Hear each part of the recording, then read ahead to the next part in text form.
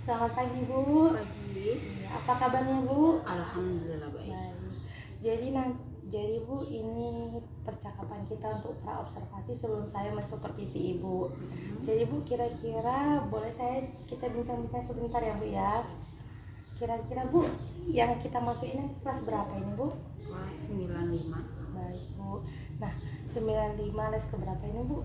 Kelas 2 dan 3. Iya benar. Oke. Jadi Bu, kalau boleh tahu tujuan pembelajarannya apa nanti ya Bu ya? Itu untuk memaknai harmoni dalam keberagaman masyarakat Indonesia. Baik. Nah, jadi Ibu sebelumnya area pengembangan kira-kira apa nih yang mau dicapai? Apa nih yang mau saya lihat ketika Ibu nanti mengajar? Bagian mana aja ya Bu ya kira-kira? Mungkin dari pengelolaan kelasnya, Iya Bu. dari pembagian waktu, terus pemaparan materi lah paling. Baik ya Bu ya. Jadi Bu, kira-kira strategi apa yang Ibu persiapkan untuk masuk ke dalam kelas 95 ini Bu? Kalau itu saya sebelumnya menyiapkan perangkat pembelajarannya, Iya Bu. lalu saya mencari permasalahan yang sedang terjadi dengan membaca artikel, karena kan pelajaran saya kebetulan BKN, otomatis kebayang dari contoh-contoh di lingkungan kita, seperti itu sih. Oh, baik Bu ya. Oke, baik Bu. Setelah ini kita masuk ke dalam ruangannya Bu ya, biar saya amati ya Bu ya. Tapi saya di sini bukan bermaksud menggurui ya Bu ya. Baik. Baik, terima kasih Bu. Selamat pagi. Pagi Bu. Bagaimana kabarnya, sehat? Sehat Bu. Sebelum kita memulai pembelajaran, doa dulu. Bawa doa satu orang. Siapa? Siapa ketua kelasnya? Siapa? Oh, Nando. Ya, berdiri aja di situ. Kalau kita belajar, mari kita berdoa. Sudah selesai. Oke. Ibu absen dulu ya. Ya Bu. Kelas berapa nih? Sudah 5 Bu. Angga, Akila, Arman, Krista, Jessica, Dwi, Malaysia, Efran, Hadir Bu. Franco, Hadir Bu. Rita, Grace, Chris, Gimnas. Kenapa dia nih? Apa? Ada Sarah. Itu nih kalau kucingnya. Habibi, Jona, Joanda, Adesni, Laura, Mariana, Martin, Meda, Rafael, Hadir. Rafi, Tempo, Ajuki, Dewi, Hadir Bu. Rizky, Rukiana, Selvi,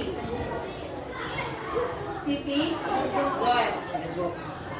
Oke, kita langsung masuk ke bab 5. Tapi sebelum kita masuk ke bab 5, Ibu mau nanya dulu. Sebelumnya yang ada di bab 4. Bab 4 mengenai apa? Yo.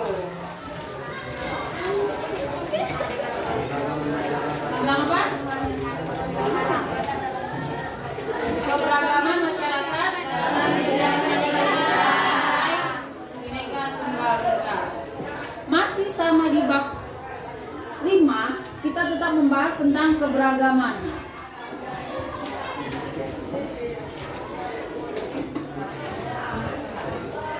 Kalau di bab 5 ini judulnya harmoni dalam harmoni.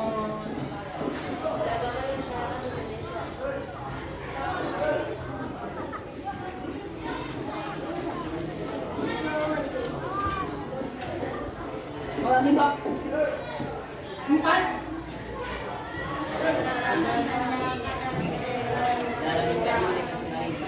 apa yang membedakan?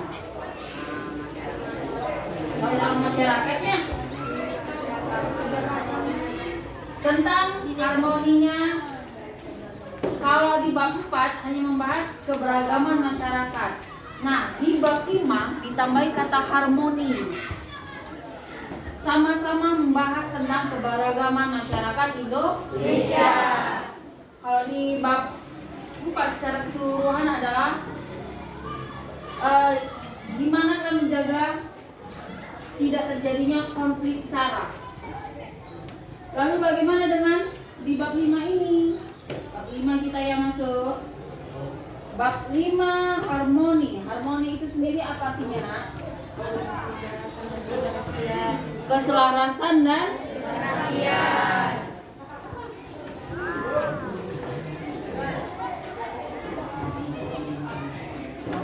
jadi kalau menurut KBBI harmoni itu apa? Keragaman penyamaan rasa, aksi, gagasan, dan minat. Keselarasan dan kesatuan. Jadi harmoni merupakan sebuah penyamaan rasa, aksi, gagasan, dan minat untuk menimbulkan sebuah keselarasan agar menciptakan sebuah keindahan dalam mencapai tujuan yang dibentuk secara bersama-sama. Jadi kenapa harus ada yang namanya harmoni dalam bermasyarakat? Untuk menciptakan sebuah keindahan. Jangan nama kalian aja yang indah, tapi perilaku kalian harus indah. Oke, kita masuk. Di sini makna harmoni itu kan banyak dibahas dalam bidang apa aja? Sosial budaya, ekonomi, dan gender. Itu juga diikat dalam sebuah Bhinneka Tunggal Ika. Harmoni dalam sosial budaya sendiri itu dia biasanya di bidang apa? Di bidang apa aja? Agama, politik, pendidikan, kesehatan, kebudayaan, seni, dan ilmu pengetahuan dan teknologi. Tapi kalau di pikiran kalian secara selintas sosial budaya itu biasanya membahas apa? Dari kata budaya pasti tentang kesenian, adat istiadat, suku. Kenapa? Di Indonesia ini kemungkinan ada sekitar 400 suku. Banyak. Contohnya nih, suku Batak. Katanya suku Batak ada berapa? Batak Semarungun, Batak Toba, Bailing, Papak, Karo, apa lagi? Batak apa lagi? Udah itu aja. Berarti sekitar ada 5. Itu dari kata Batak aja, dibagi-bagi lagi kan? Belum lagi suku yang lain. Jawa, nanti kita tanya Jawa mana? Itu akan berbeda kalau dia Jawanya di Solo, di Jogja, atau dia memang orang Madura. Madura itu Jawa juga, nah itu udah beda. Jawa Mapak ada namanya. Jadi dari harmoni dalam keberagaman sosial budaya ini, kalian setiap warga negara Indonesia dituntut harus memiliki yang namanya keselarasan hidup. Kenapa? Kenapa harus kalian dituntut harus memiliki keselarasan hidup atau keserasian? Tadi udah ibu bilang loh. Untuk menciptakan apa, Nak? Untuk menciptakan keindahan dalam bermasyarakat. Udah ibu bilang, jangan namanya aja yang indah, jangan wajahnya aja yang indah, jangan pakaiannya aja yang indah, tapi harus kelakuan kalian juga harus indah. Di sini pernah saling membuli tentang sara. Pernah? Misal, Bataknya mau, Batak merah ini BABI, BABI gitu. Pernah enggak? Bagus. Di sini sudah nggak ada yang namanya media bagus. Atau tentang itu kan sara apa kepanjangannya? Antar golongan. Kalau antar golongan berkaitan sama apa yang bilang? si miskin dan si kaya. Sini ada Mas Emeje. Miskin yang mau mana mampu begitu. Ada yang kayak gitu? Sini juga ada. Alhamdulillah. Berarti di sini saling ngejeknya itu dalam apa? Orang tua aja. Apa? Fisik. Berarti dia masuk ke mana itu kalau fisik? Nah, kiri fisik. Siapa yang sering membuli kawan Nabi? Ibu lah. Oh ibu. Astagfirullahaladzim. Oke, langsung aja ya nak. Tadi udah tentang harmoni dalam keberagaman sosial budaya. Jadi kalian sebagai warga negara Indonesia harus menjaga keharmonisan merupakan kewajiban kalian. Kewajiban ya, bukan lagi kewajiban itu apa maksudnya? Diharuskan. Kalian dipaksa untuk menjaga keharmonisan. Kalian menciptakan apa? Keindahan dalam apa? Berapa? Tujuan apa? Dalam mencapai tujuan hidup atau dalam apa? Bersosial bisa. Dalam keberagaman. Menciptakan keindahan dalam keberagaman. Kita lanjut. Harmoni dalam keberagaman ekonomi. Nah, di Indonesia salah satu negara yang dikatakan sebagai negara apa? Indonesia merupakan salah satu atau dikatakan sebagai negara kepulauan.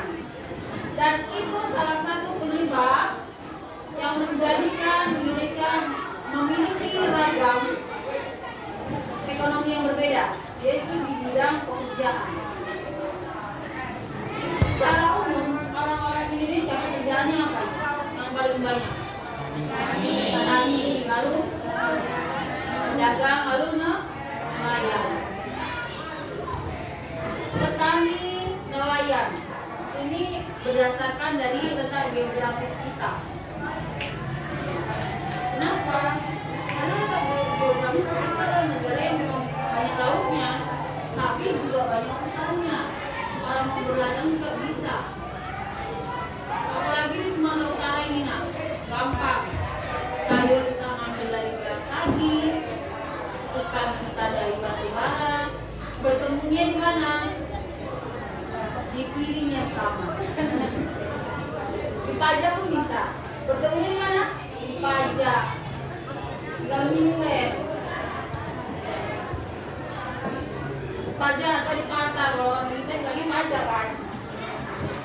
Kalau pasar itu berarti apa? Jalan. Nah, karena keberagaman ekonomi ini banyak, nah, disitulah orang-orang Indonesia menimbulkan inovasi-inovasi baru. Bisa nih, bagaimana harus menangkap ikan agar terpenuhinya kebutuhan masyarakat seluruhnya, tapi dengan cara tidak mengebom. Pasti ada jaringnya yang lebih besarnya bagaimana. Lalu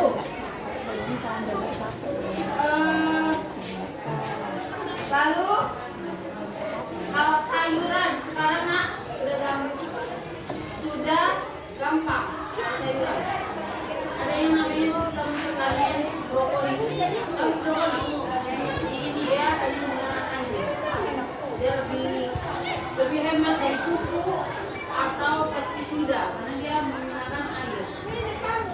Dia tidak begitu banyak pupuk. Kemungkinan nanti kita akan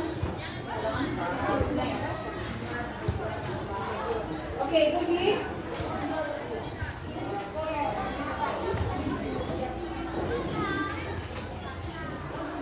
nah, jadi di ekonomi ini, harmoni ekonomi ini dia nampak kesenjangan sosial.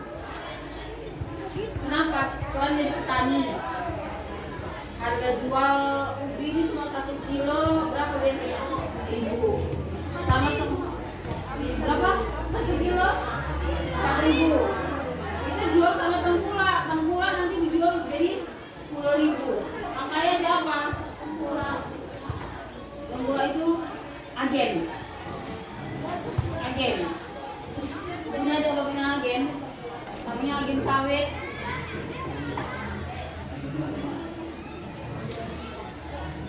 Dan suatu negara nak bisa dikatakan maju itu dilihat dari perekonomiannya. Bagaimana perekonomian Indonesia? Masih kurang ya nak. Di Indonesia kita bahan baku apa aja ada, tapi kita belum bisa mengolahnya. Contoh nih, di Indonesia banyak kayu kan. Salah satu bahan baku pembuatan triplet adalah kayu. Tapi Indonesia belum bisa membuat triplet atau asbes atau apa itu. Itu dikirim ke Singapura. Lalu balik lagi kalau udah bahannya jadi dijual lagi kemana? Ke Indonesia. Sama seperti CPU sawit. Itu dia bahan untuk buat minyak, sabun, sampo, itu termasuk bahannya. Kita jual keluar. Mereka buat sudah berbentuk sabun segala macam dijualnya ke Indonesia. Kita belum bisa mengolah bahan baku sendiri. Tapi kalau sekarang belakangan ini untuk minyak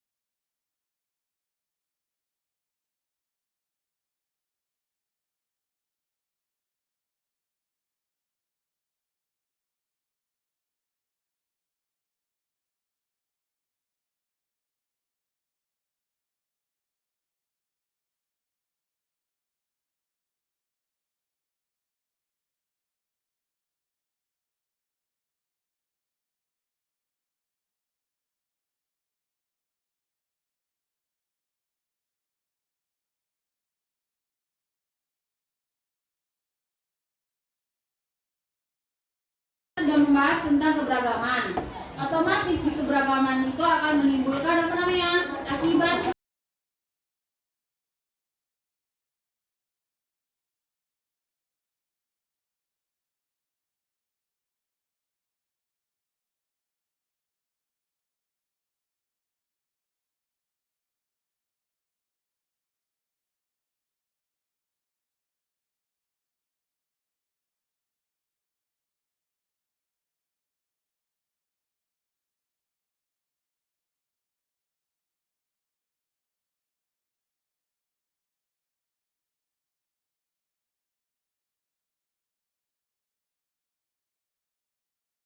perangsang perangsang di mana perang itu terjadi antara suku Madura dan suku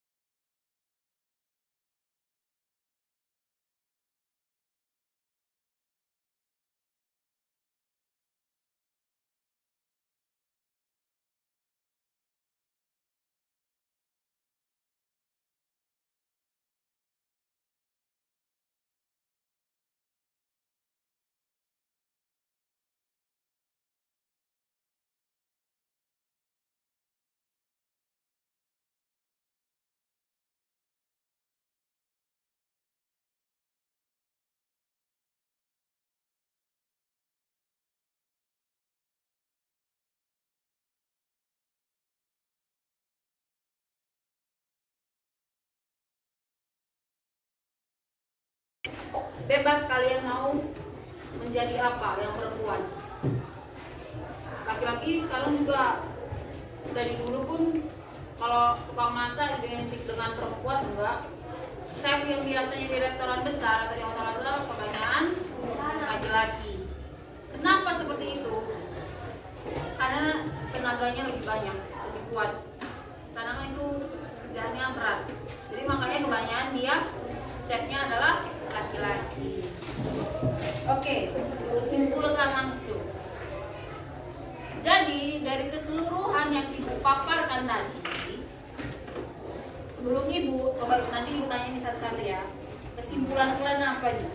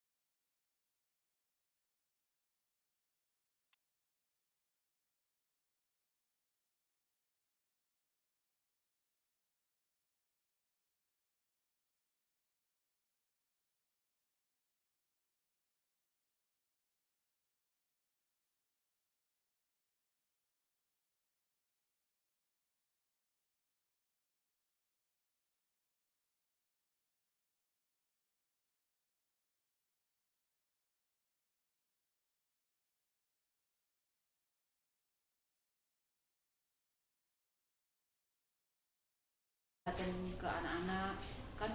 Kalau PKN ini kebanyakan tentang kasus di Indonesia kan, konflik apa yang terjadi di Indonesia. Nah, saya seharusnya menunjukkan kepada siswa ini loh yang pernah terjadi di wilayah Indonesia gitu. Mencari referensi seperti itu ya Bu ya. Ada lagi kira-kira Bu? Saya rasa Itu aja. Jadi Bu, kira-kira kapan nih mulai dilaksanakan mencari referensi video ini Bu? bisa secepat mungkin. Bisa sekarang ya sekarang, setelah apa pembelajaran saya untuk pembelajaran selanjutnya. Gitu.